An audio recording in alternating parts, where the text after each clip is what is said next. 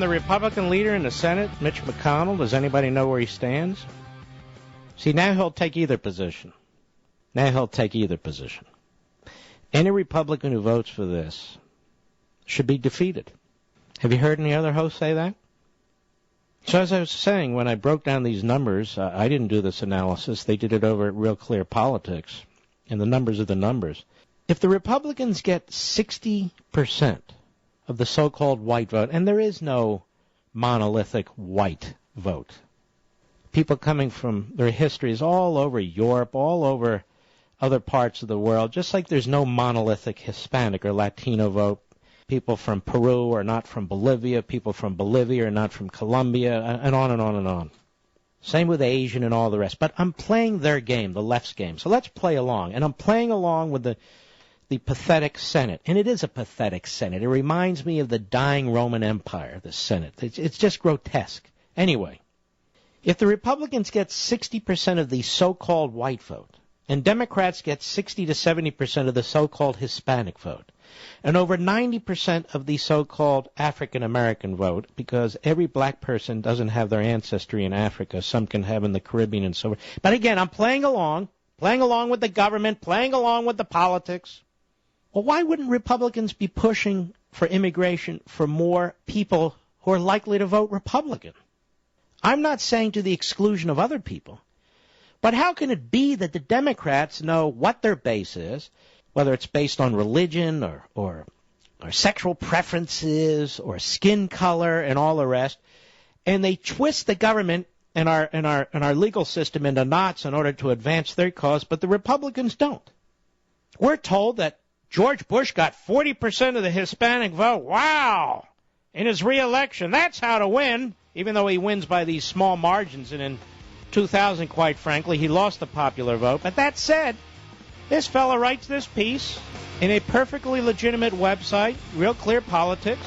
He said millions of white voters stayed home, and the Republicans are running around trying to build the Democrat base.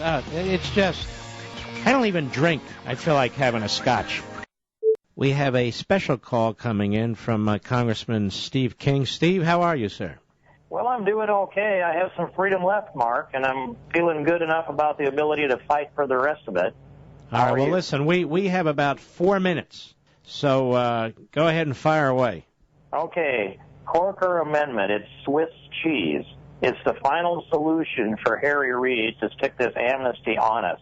We've gone down through it. There's about 1,190 pages altogether. Some is an amendment, some is not. It promises that there will be 90% control of the border, 700 miles of fence, 350 of which is new, mandatory E-Verify in place, electronic entry-exit system in place, 38,405 Border Patrol agents on the southern border. Here's the catch. If it is commenced, if the strategy has commenced, that's good enough. So Janet Napolitano can check the box. She can put out an RFP, a request for proposals, that says, I want to do the entry-exit system. Will you submit a bid? And I'm going to start hiring Border Patrol agents, and I'm going to put at least one fence post in on the southern border. And by the way, the bill itself has the E-Verify mandatory in place, but you will not be able to use it on current employees. So she'll check those boxes, and then she'll... Whoa, stop. Okay. E-Verify, you can't use it on current employees? Why not? Because they're afraid that you will discriminate against the people you already decided to hire. No, you'll discriminate against people who lied to you and who you now hire because it's against the law to have those people on your books right now. That's right. And I have fought this out. The U.S. Chamber of Commerce opposes allowing people to use it. They say, well, employers will be liable for discrimination, so we must pass a law that it makes it unlawful to be in a position to make it to be in a position to discriminate. It's bizarre, but that's how they're thinking. And that is another bad piece of this. There's so much. So what you're saying is it lays out all this stuff on the Sunday shows. They'll be talking about, we do this, and what you're saying is, no, you don't. All has to happen is Napolitano and so forth just have to say that they've begun the process, not that they've instituted it. That's right. And we've had two people go down through this amendment that was released about 2 o'clock today. Of course, they've timed it for the media hit. and set it up so a lot of the rest of us don't have a chance to weigh in. And then they're going to debate it on Monday, probably pass it on Monday, and then work towards final passage on Thursday. This is, as I said, the final solution. It's Swiss cheese full of holes. All right, be careful with that phrase, because they're going to try and attach you to Germany 1930s, and I just want to be clear, you don't mean that. What you mean is... No, I mean it's their final solution for our liberty. I know, but I'm explaining to you the left and how they work. I know, Mark. This is so bad. I can't hold myself back on this. And I watch this, and it's hard for me to believe that people who've been elected, they owe their best judgment and their best effort to God and country and their constituents, how they could, with a straight face, say that this is going to fix something when we have a president who has lied to us, who has defied his own oath of office, who has conducted himself on immigration in a lawless fashion. And if this comes through, they will have destroyed the rule of law completely, at least with regard to immigration, and will never be able to reinstitute it again. I think you're right. I think you're right, because the politics, which is exactly what this is all about, and cheap labor, we know exactly what's going on here. Cheap labor, that's why the corporatists and crony capitalists want it. More union due-paying members, that's why the big unions want it. The Democrats see this as a permanent majority, and the Republicans are running scared as usual. Isn't that pretty much it, Steve? Yeah, there's a spell that's been cast over Republicans, and I just cannot connect with that. There's something else going on behind the scenes that I can't figure out. But otherwise, some of them have good judgment.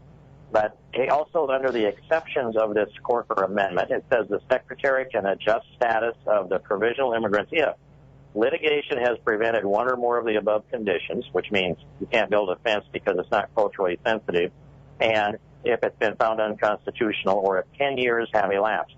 So no matter what, the Secretary can say, we're going to grant you this status at the end of 10 years, which then becomes the green card, which essentially conforms with the 10 years in the base bill. All right, people don't understand all this, but what you're basically saying is there's enormous discretion in the hands of the Secretary of Homeland Security, and they did that for a reason, Steve, because the Supreme Court in its recent ruling against Arizona, when they build in all these discretionary aspects to it, they give preemption power to the federal government. So if the president chooses not to institute it, which is what he's done to the existing law, the Supreme Court's position is, well, there's no recourse. Too bad.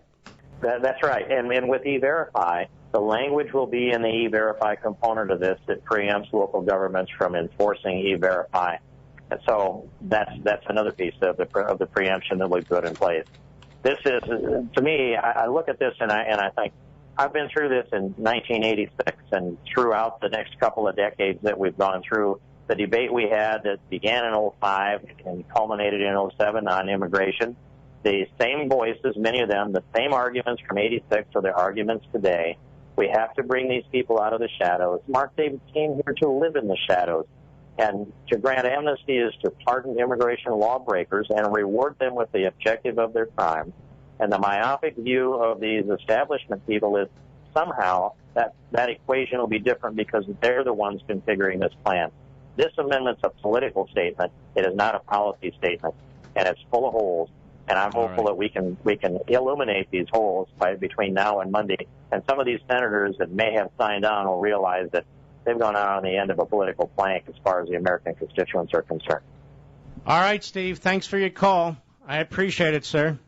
Thank you, Mark. Let's keep it around the fall weekend. We'll see what happens. Oh, by the way, I believe there will be a debate coming up next Tuesday between Republican senators for and against, and maybe Paul Ryan and Steve King.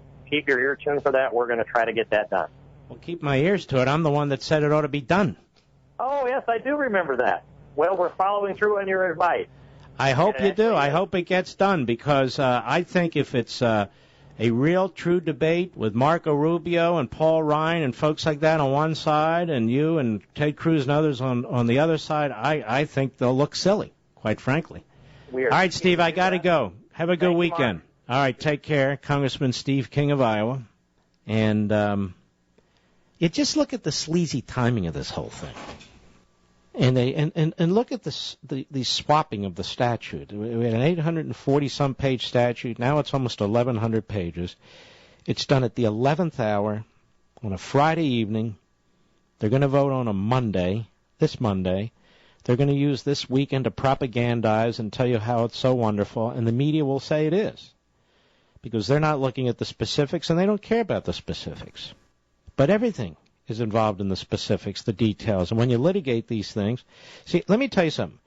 These people have been working with, that is, the Schumers and Obama staff and so forth, with La Raza, with groups like that, with various legal groups that are involved in these kinds of matters, and I bet there are phrases and gaps and all kinds of stuff built into this legislation so that they can run to a judge and run to the Supreme Court, and the Supreme Court say, yeah, that's what the law says. So you and I are completely in the dark. We're in the dark because of the way this process has been handled. I remember Marco Rubio telling me that whatever the final bill is, we'll all have time to study it and time to understand it. Well, this isn't that kind of process. Not in the least. You don't put something out on a Friday evening and expect the American people over the weekend to be able to grasp it and get a hold of it and take the time to study it when you're with your families or you're running errands and you're doing these other things. I mean, that's not how this should be handled in the least. And yet there you have it. There's nothing democratic, little d, about this. There's nothing representative, little r, about this. This is hostile to you and me. They want us dumbfounded. And then they're going to go on to a climate change next week and the week after that. I tell you, it's like a cancer working through the body. Folks, they've destroyed our healthcare system. Folks, they've destroyed our financial system. They're about to destroy the whole notion of citizenship. Then they're going to move on to industrial policy through this phony global warming. They're destroying our country.